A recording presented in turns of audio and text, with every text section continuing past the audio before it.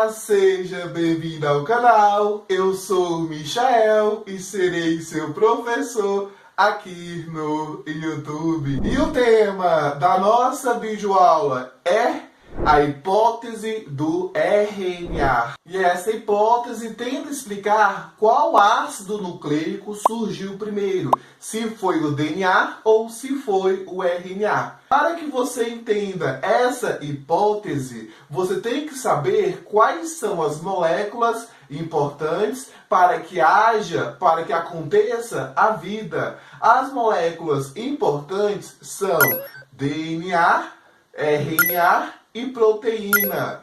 Vamos começar falando sobre o DNA. No DNA que vai ter as informações para criar um ser.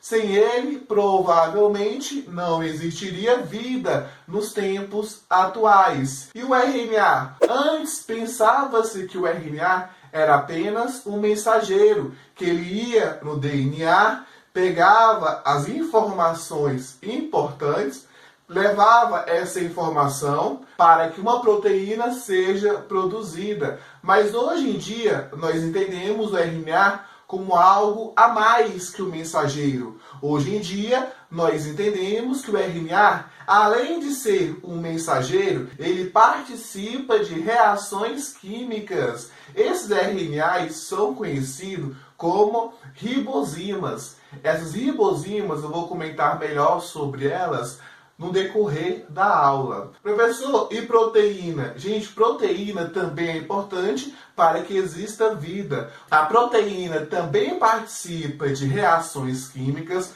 Sem ela, provavelmente, quase nada ia funcionar dentro de um organismo. E ela também participa na formação de estruturas. É produzido por proteína. Temos como exemplo o colágeno da sua pele, que é formada por proteína, está auxiliando na estrutura da sua pele, no formato da sua pele. E esse colágeno é formado por proteína. Pronto, já sabemos o que é um DNA, um RNA. Lembrando que eu já postei videoaula sobre esse assunto, porém, nessa videoaula eu explico de maneira mais específica.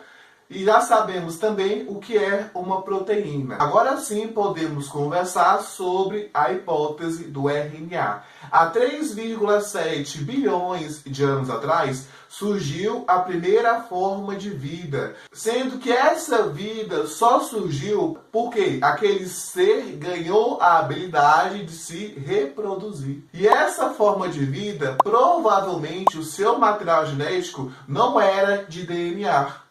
O seu material genético provavelmente era de RNA. Ué, mas como assim? Hoje em dia o nosso material genético é o DNA. Há muito tempo atrás é o RNA? Não faz sentido. Faz sentido sim. Para produzir um DNA é muito complexo. Para produzir um DNA e multiplicar esse DNA, eu preciso de várias proteínas, de várias enzimas. O processo é muito complexo. Então, nos primórdios, há 3,7 bilhões de anos atrás, provavelmente ia ser muito difícil de um DNA surgir por acaso. Não só isso, o DNA ele é muito estável. O que seria isso? Sofre poucas modificações. E lá no início da vida, isso não seria bom, porque estava começando a surgir os seres. Um material genético muito estável ia atrapalhar o processo de evolução. Olha o tanto de seres que existe. Esses seres só surgiram por conta das modificações do material genético. Se não tivesse essas modificações, provavelmente nós não estaríamos aqui. Já o RNA é diferente do DNA. É mais fácil de montar um RNA e ele é muito instável. Isso significa que o RNA sofre muitas modificações. É isso que a gente precisava no início da vida. Foi através dessas modificações que o melhor RNA foi selecionado. Foi através dessas modificações que ocorreu evolução e hoje em dia nós temos vários seres e cada ser tem a sua característica. Por conta dessas modificações que ocorreu com o passar do tempo. Ah, mas o RNA não precisa de enzima para produzir ele? Precisa. Correto, você está certo, precisa sim de enzimas. Por que essa hipótese ganhou tanta força? Por conta do que eu já expliquei e por conta de estudos recentes que mostrou um RNA diferente. Como assim? Lembra do começo da aula que eu comentei sobre as ribozimas? Essas ribozimas, ela não é apenas um RNA, ela é um RNA que tem uma função de enzima.